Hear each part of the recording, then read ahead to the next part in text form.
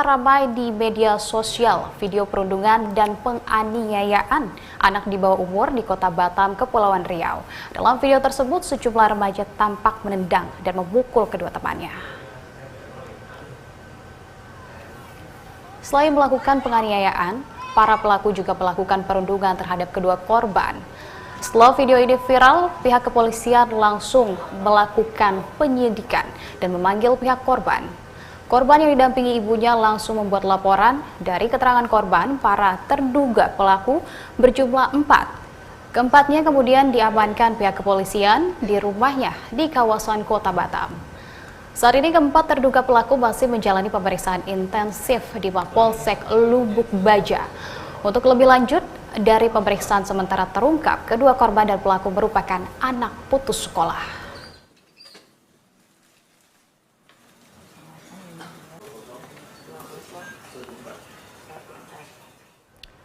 Dan pemirsa, untuk mengetahui lebih jauh terkait dengan kasus perundungan di Batam ini, kita telah terhubung dengan Kapolsek Lubuk Baja, ada Kompol Yudi Arfian.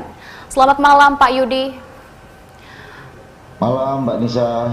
Ya, Pak Yudi, sebetulnya ada berapa dari jumlah dan juga dari jumlah korban dan juga pelaku? Karena dikabarkan disebutkan ini di dalam videonya tidak hanya ada 2 orang, melainkan lebih dari itu. Berapa sebetulnya jumlah dari korban dan juga pelaku? Baik, bismillahirrahmanirrahim. Baik Mbak Nisa, selamat malam. Jadi izinkan saya untuk menjelaskan. Untuk jumlah korban itu ada 2. Yang pertama inisial SC dan yang kedua inisial EF. Inisial EF, dan itu kejadian berdasarkan keterangan dari korban, kejadiannya itu pada hari Rabu tanggal 28 Februari 2024 sekira pukul 16.00, tepatnya di seputaran Nagoya, Kecamatan Lubuk Baja. Kemudian berdasarkan setelah kami mendapatkan laporan dari pelapor, yaitu ibu korban, karena kebetulan korban merupakan anak di bawah umur, jadi didampingi oleh orang tua korban, kami bersama dari tim Satreskrim Polresta Barelang dan tim dari unit Reskrim Polsek Lubuk Baja melakukan pengejaran terhadap 4 orang terduga pelaku. Jadi sekitar pukul 18.00 keempat pelaku tersebut berhasil kami amankan. Yang mana pelaku tersebut 3 orang merupakan anak di bawah umur dan 1 orang dewasa. Yang pertama inisial N, yang kedua inisial R, ketiga inisial S, dan yang keempat inisial A. Mungkin itu Mbak Nisa. Baik. Kalau dari korban sebetulnya apakah sudah dimintai keterangan juga bagaimana? Apakah ini juga merupakan perundungan yang baru dialaminya atau sudah berulang kali dialami? Kemudian juga dari pihak pelaku, apakah mereka juga kerap melakukan perundungan baik terhadap korban saat ini ataupun sudah ada korban-korban lainnya? Jadi untuk sementara berdasarkan keterangan dari korban ini baru pertama kali,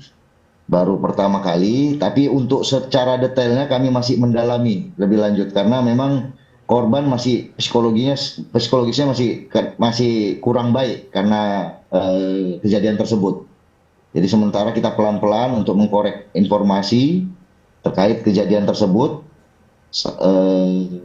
Mungkin itu Mbak Nisa.